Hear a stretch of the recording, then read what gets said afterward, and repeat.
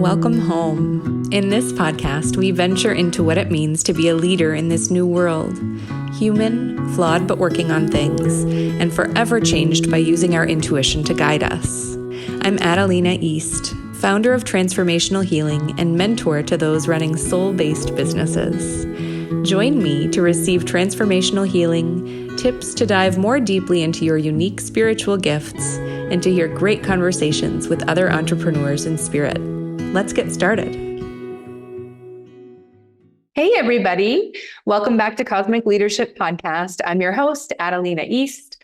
I'm an EMDR therapist. I also use internal family systems, somatic experiencing, and my own modality, transformational healing, to lead you towards the life that you deserve.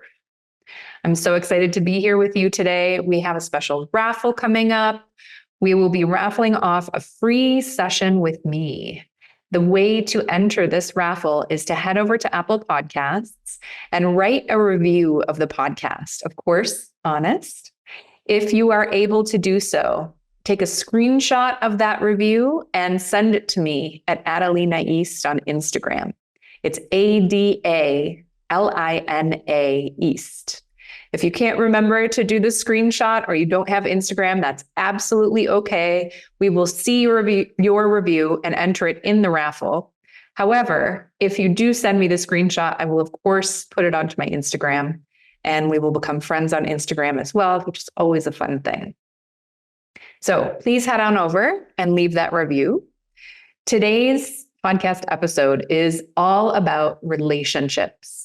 Many of you have been asking for a specific Q&A about relationships, about how to be healthy in a relationship, about how to keep your composure or your sanity or your livelihood in a relationship. I understand all of these questions. I have been there in my 44 years. I can't wait to talk about all of this with you. So let's get started. When I put the call out on Instagram for questions for our Q&A, so many of you had millions. I have condensed them into two that I feel like are really important and very versatile. I think they'll answer a lot of questions within these two questions. The first one was, how can I healthfully start dating after the breakup of another relationship? So there are many different angles to this. Let's start with the first one. The first one is about, how do you feel? How do you feel after the ending of this relationship? Was it an earth shaker? Was it an whatever? Was it someone that you saw a future with? All of these questions are really important to ask yourself. I know that for a long time, the advice given to people who'd just gotten out of a relationship was to just move on right away. It doesn't really matter, just move on, pretend like it didn't happen. This is actually one of the most unhealthy things that you can do for yourself, not to mention for anyone else that you might date. So let's first think about your feelings. Are you still feeling raw? Do you still dream about this person frequently? I'm not talking once in a blue moon. I'm saying, are you dreaming about them often? Do you still long for them? Only you can answer these questions. If the answer to those questions is yes, even if it's just one of those questions, it's not quite time to start dating yet. And I know that can be a bummer for people because, of course, you want to get back out there.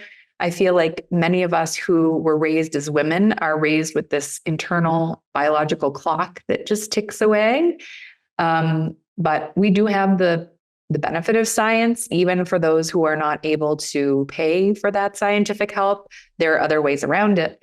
And I also just feel like it's much better to have a decent partner with you that you really love, that really gets you, if you are going to start that process of having children.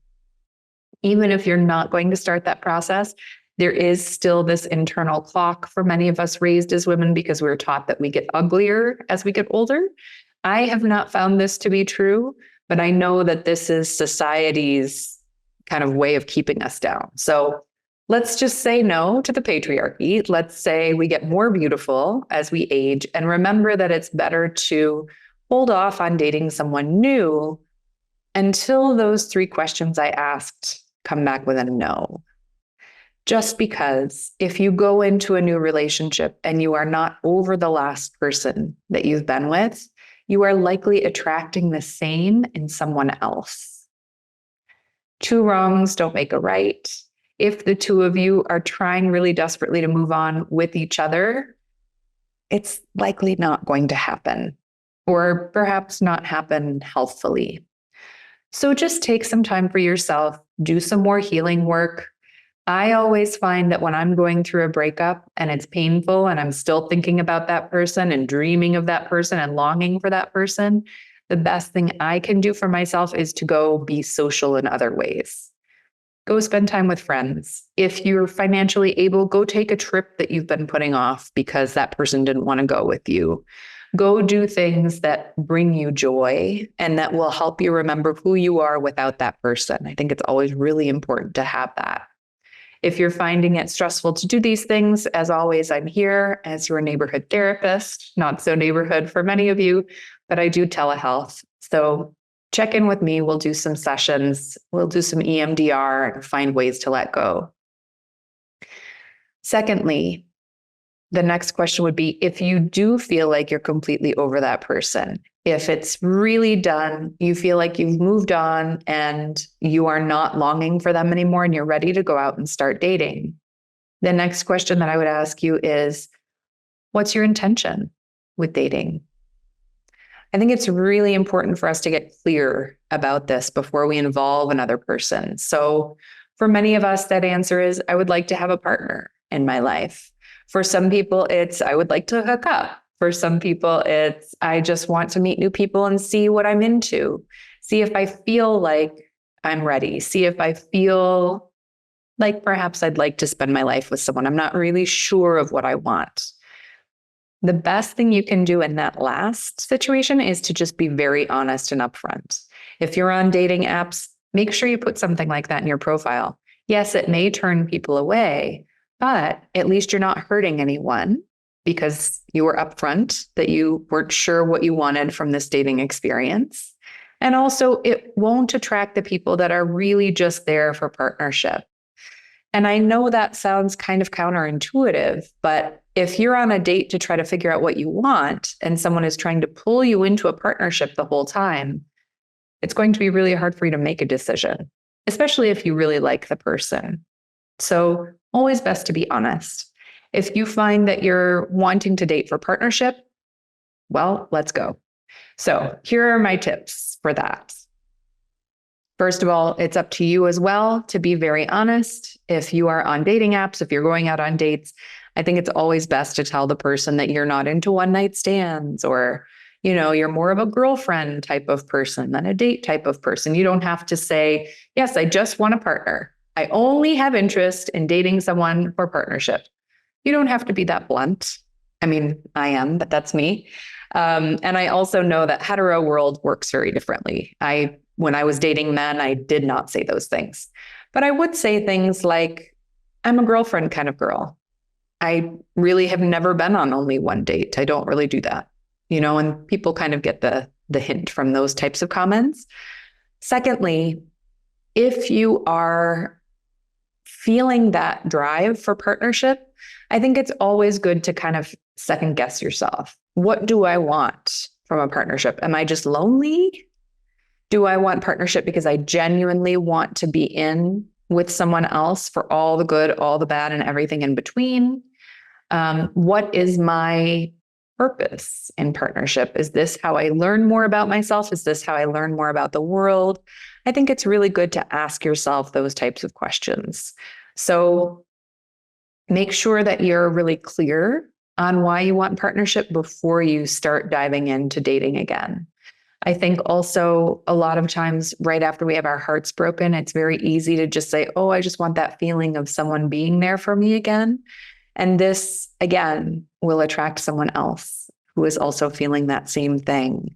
So just be really careful. Be careful about your intentions. Be careful about why you're doing the things that you do, and make sure that you are on the right track. Of course, I am not saying if you are ready for partnership, truly ready, and you go on a date with someone who is truly not ready, I'm not saying that you're attracting that. We all go on dates sometimes with the wrong person. It happens. That's life. That's part of the ups and downs of being a human being in this world. But if that relationship continues for months and months, and you've seen all of the red flags and you've ignored all of the red flags, that is a time for you to take stock. Why am I ignoring these things? Why am I so into having a partner that I'm willing to ignore some of the things that are really important to me in a partnership to have this lesson that I have learned over and over again? So make sure that you know your intentions, make sure that you know where you're going before you start. Then the next question becomes, how do I have a healthy relationship? This is something that many of you have asked, and I will get back to it right after this break. I am so delighted to share with you that I am opening back up my multidimensional mentorship program. We have seen graduates go on to start their own businesses with their intuitive gifts, such as channeling, healing, tarot card reading, astrology, human design, chef, also so many other beautiful professions that are healing the world and making it into the better place where we all want to be. If you are struggling, if you're trying to figure out what your life purpose is, check out my multidimensional mentorship program. I am so excited to work with people who are ready for change, who are ready to dive into their intuitive gifts and see exactly what they're ready to do here on this planet at this time. We will put the link below, and I look forward to hearing from you. Let's get back to our question of how do I have a healthy relationship? So in the first part of this episode today, we talked about reasons for dating, how to go about dating ethically, how to go about dating with your intentions being clear to not only you, but also clear to those you go on dates with. So now let's talk about how to keep the relationship healthy, how to keep yourself healthy in this new relationship. So everyone goes about this process differently, right? Some people come out and say the words, will you be my girlfriend? Or are we partners now? Some people, it's just assumed. I'm not going to get into all of that because I do believe that's individual and up to the couple. Once you have decided that you are in a committed relationship, whether it's consensual non-monogamy or monogamy, whatever the case may be, I think it's always important to remember that you are an individual first. So something that I see happening a lot in my practice, especially since the COVID pandemic, is codependency. I've talked about it a lot on this podcast. I'm happy to talk about it again if you have more questions. But I think a lot of people tend to put so much importance on the relationship that they kind of forget who they are without it. And this is problematic in a lot of ways. First of all, it tends to make the relationship weaker rather than stronger. Once you're accustomed to giving up your own needs and sacrificing yourself for the other person, there is that natural expectation that they will do the same thing. Oftentimes, this does not play out that way, right? So we want to make sure that we're still taking care of ourselves. We are still creating plans and fun things to do for ourselves that have nothing to do with our partner.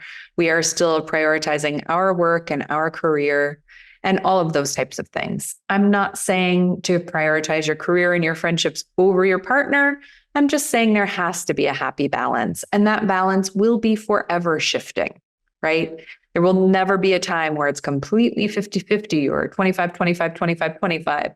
It's going to forever flow, and that's okay. That's life. That's the human experience. But make sure that you are still creating times for yourself that have nothing to do with that person. I say this not only because I think it's healthy inside the relationship, but I also think it's healthy if the relationship should end. If this relationship should end, of course, you want to have those different things in place that are not connected to that person. While in relationship, yes, start that book club together. Go to those couples dinners, all of those things. I support all of those things. And if the relationship lasts forever, great, even better. If it has a time and a place, and that time and place ends, and you still have created your own life, your own career, your own individual friendships too, as well as those friendships that you have together, the things that you do together, that is helpful.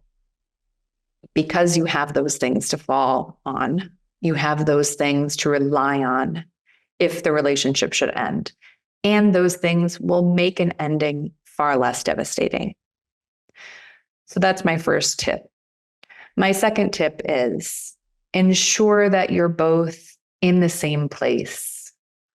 This is another thing that I see in couples counseling all the time. I'll work with a couple where one is completely ready for children, has been ready since they were 12, cannot have children fast enough. And perhaps the other person has said, yes, I'd also like to have children. But when they said it, they meant 5 years down the line, 10 years down the line. Timing is a really important thing. It's a very important thing. I have seen couples end things over this. Ensure that you're both in the same place around the same time. Yes, there will likely always be one half of the couple that is waiting for the other. Again, just part of the human experience, waiting for various things. But that should flip-flop. That should go back and forth. That should not be one person is waiting 10 to 15 years to have a child while the other is pursuing other things and not really very into it. So when you're having those conversations inside the relationship, make sure that you also talk about timing. This also applies to things like moving. So I live in northern New Mexico. It is absolutely beautiful. I used to live in New York. I had several relationships throughout my life where I was moving somewhere. The person did not want to go with me. And that was my own problem because I worked for a large NGO and I had to constantly move to places that most people wouldn't want to live. I get it. This can also apply to couples who live here in the US or in Europe or in Australia. Make sure as you're getting into that relationship, as you're getting so attached to that person, that you talk about movement. Do they ever want to move? Do they see themselves staying in one place forever? And of course, this is flexible. We all get job offers we can't refuse, and we have to move at the last minute. We all somehow find fault with where we live and end up wanting to move. And these things are negotiable down the line. But I think it's always good to have those conversations early, because if that person is someone who is vehemently against ever moving, they're taking care of an aging parent, they have children, they can't take the children away from their other parent, things like that, that's really important information for you to have.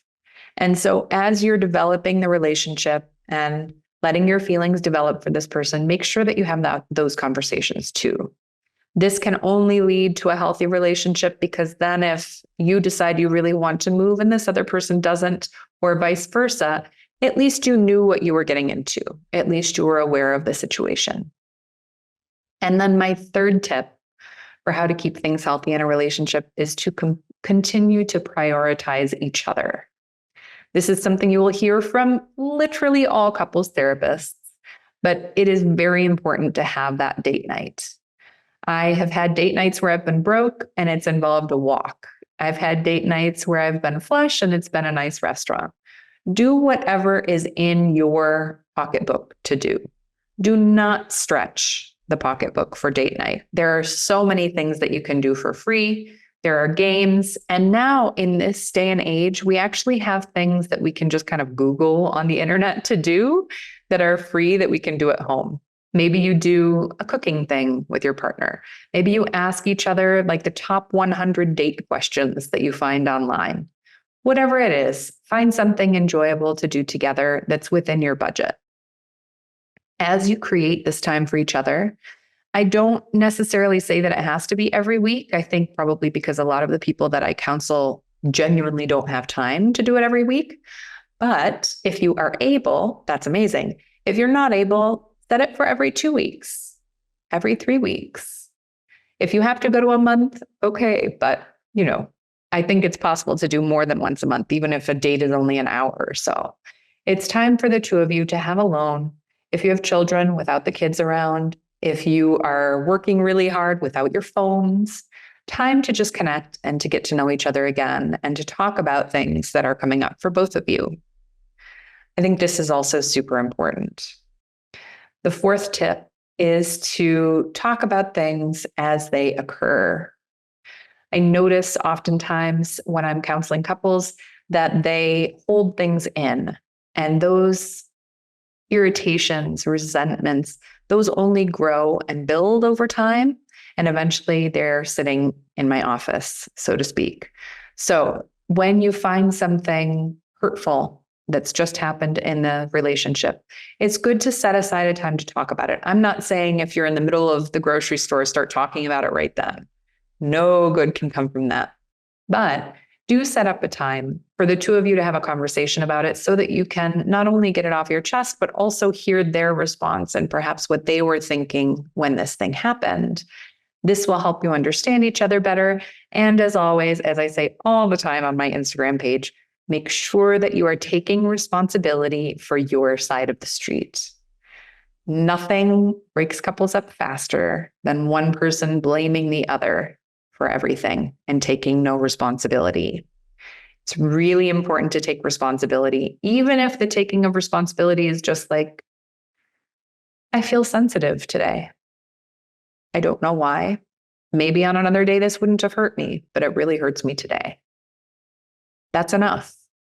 Just so that the other person recognizes that you are making an effort to not make it all their fault. Will you internally feel perhaps like it's all their fault? Yes. And that's okay too. Our feelings are feelings. They're not facts. When you're talking to your partner, make sure that you are calm, sedate even, so that things do not get escalated. If you have a dramatic partner, and yes, I have been the dramatic partner, I've also had dramatic partners, just know in advance the things that will calm that person down and try to set up the scene so that you can do some of those things, like after work instead of before, sitting calmly eating dinner instead of while that person is running around trying to iron clothes for the next day, whatever the case may be. Take into account your partner's style of communication too. And finally, the fifth tip that I have to keep the relationship healthy is to remember that you are dating a human. I know this sounds really obvious. It sounds like something that everyone understands.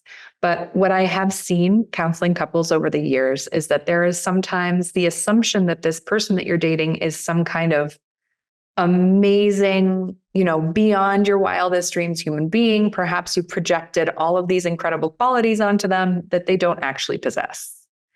So let's keep it real. I know no one uses that term anymore, but I mean it more from a therapeutic standpoint. Keep it genuine. See the person for who they are. Remember that they are not a machine. They are not your wildest fantasy of a human being, though they might be. And if so, great. Remember that they're a human. They have flaws just like you. They have insecurities just like you. And don't fault them for those things, unless it's, obviously abuse is not okay. But someone consistently forgetting to pick up the socks, I know it's annoying, but on the scale of life, not that big of a deal, right? You probably have things too that really annoy them. So just try to keep in mind that you are dating a human. Only have expectations of them that you might have of yourself or of someone else. Try to remember that this person's goal in life and being in life may not be just to make you happy. Try to remember that they also have jobs and goals and different things in their day too that may upset them. And remember that the two of you are so honored and privileged to be with each other. Before you have a conversation with this person, especially if it's trying to repair something that happened, remember how honored you are to be with them, that they picked you. I hope this has been helpful. I'm always so happy to answer your questions. I will put another poll up on Instagram this week. Again, remember, I'm going to be raffling off a session with me for free. If you want to be included in that raffle, go to Apple Podcasts, leave us a review there. If you are able, take a photo of that review and send it to me on Instagram, Adalina East, Adalina East. If you're not able or you don't have Instagram, that's okay. We will see your entry and include you in the raffle. As always, I'm so happy to be with you all. I hope you have a great day. Thank thank you so much for listening to these important conversations about cosmic leadership and the changing needs of our times. If you enjoyed this conversation, please rate and review this podcast on Apple Podcasts or wherever you get your podcasts. You can also share it with a friend. Join our crew at Adalina East on Instagram or at Adalina East Healing on Facebook. With all the love from every dimension, Adalina.